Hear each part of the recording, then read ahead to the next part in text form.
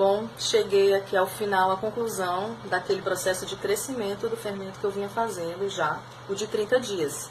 Eu voltei aqui para mostrar para vocês. Quem fez as contas viu que eu não cheguei exatamente nos 30 dias, eu completei 28, mas é que hoje eu acordei meio atarantada achando que já era o 30º dia, ainda não era, mas como foram só 2 dias de diferença, não tem importância. O fermento já estava pronto, tá? Então eu alimentei hoje já como se eu fosse usar esse fermento hoje ou amanhã, tá? Eu vou mostrar aqui pra vocês. Agora, depois que eu já alimentei ele para usar, ele já não é um fermento tão líquido. Ele já tem aquela textura esponjosa que a gente conhece dos fermentos caseiros, tá bom? Tá bem diferente, já tá muito mais próximo de um fermento assim maduro, sabe? Um fermento de 30 dias, não posso dizer para vocês que é um fermento adulto, mas ele também não é como um fermento que você faz em 10 dias, né? Ele tem mais força, ele tem mais segurança. Então, por isso que eu quis muito esperar esse tempo, porque eu sei que eu começando com 30 dias o uso dele, eu já vou obter pães melhores. Às vezes é uma melhora assim sutil, que nem todo mundo percebe, mas são melhores. Quanto mais maduro o seu fermento e bem cuidado, ele vai te rendendo pães melhores. Ou seja, aquela coisa que vai melhorando com o tempo. Hoje eu já alimentei de uma forma diferente. Por quê? Eu vinha mantendo sempre 100 gramas de fermento. Vocês lembram? Porque todo dia eu alimentava descartando uma parte do que eu tinha feito no dia anterior e mantendo só 20 gramas de fermento. Aí a esses 20 gramas eu acrescentava 40 gramas de água e 40 gramas de farinha. Agora eu já estou fazendo diferente.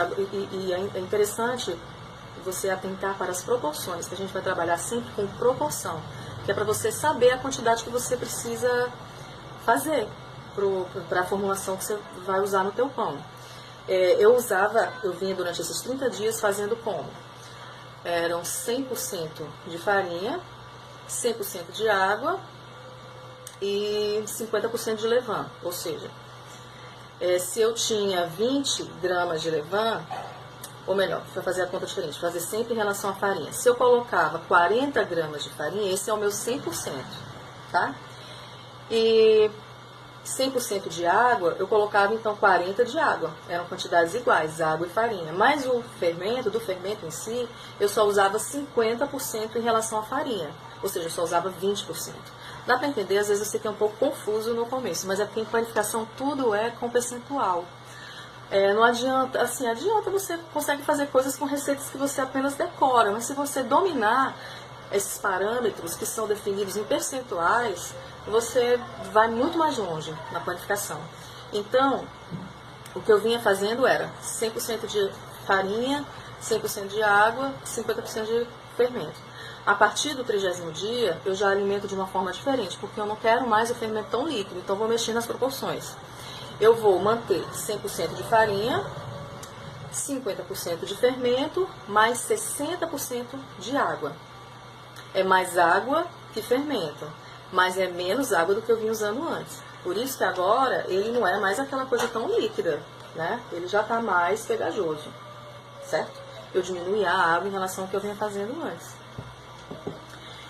Isso vai me dar um nível de acidez um pouco maior do que se ele fosse mais líquido que isso. Tem gente que fica alimentando sempre com 100% de água, ou seja, uma quantidade de água igual a quantidade de farinha. Mas isso interfere um pouco na acidez do fermento, que pode ter uma repercussão na acidez do teu pão, mas isso não é indesejável. Isso depende tudo do que você quer.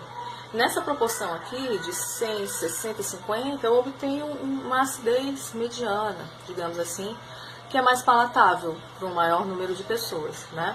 Então, como eu tinha 100 gramas, né, todo dia eu terminava o dia com 100 gramas de levain.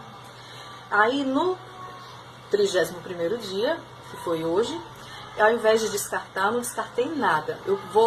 Comecei a multiplicar minhas quantidades em relação ao fermento total que eu tinha. Então, eu tinha 100 gramas de levain. O que eu fiz? Alimentei com 200 de farinha, que foi meu 100%, e 60% de água, que corresponde a 60% em relação àqueles 200 gramas de farinha, e mantive os 50% de levain, que era exatamente os 100 gramas, entende? 200 de farinha, 100%. 100 de levain, 50%. 120 de água, 60%. Então a proporção vai ser essa: 100 para água, 100 para farinha, 60 para água, 50 para o levain. Essa formulação, existem inúmeras formulações para fermento natural, certo? Essa que eu estou usando agora, ela é assim. Alguns detalhes importantes. Você não precisa aumentar sempre do fermento que você tem total. Não, você pode aumentar só a quantidade que você quer.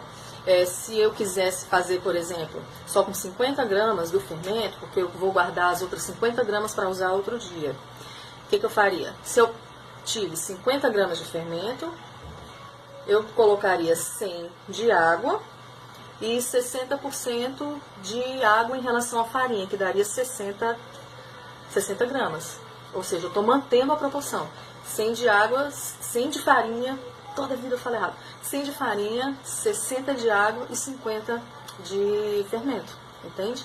É isso. Se você souber a proporção, você não vai errar no cálculo para multiplicar o teu levain. Como eu queria obter hoje 420 gramas, eu fiz assim, mas aí você vai calculando a quantidade que você vai precisar, e aí você pensa, então eu preciso aumentar para tanto. E aí eu faço os cálculos considerando esses percentuais, certo?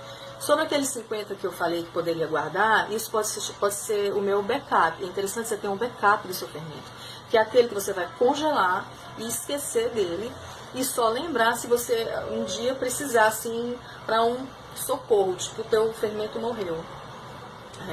E aí, já pensou ter que começar tudo de novo, mais 30 dias? Não, inviável isso. Eu preciso fazer o pão agora, amanhã.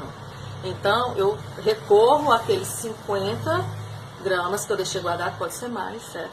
Tem gente que guarda 500 gramas, depende do teu uso, né? Mas para um uso caseiro, assim, guarda 50, que você já vai conseguir fazer muita coisa com isso. E aí eu deixo congelado na geladeira, num recipiente que não seja tão apertado para ele, porque, né, ele vai se expandir, depois que congela, vai se expandir um pouco, então, né, a gente não quer que o recipiente quebre. E deixo lá. Assim, o recomendável é 3 meses, sem mexer nele, mas assim, tem relatos que a gente ficou mais de um ano sem precisar mexer no fermento, né, naquele backup.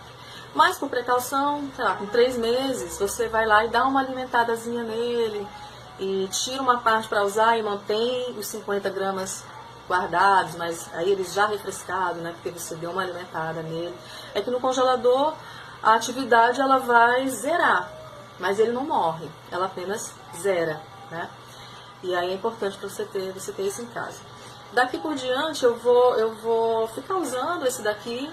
Vou fazer um pão e mostrar para vocês o resultado, mas eu pretendo voltar para fazer outros fermentos, com outros tipos de líquidos. A gente fez esse com maçã fermentada, com água de maçã fermentada.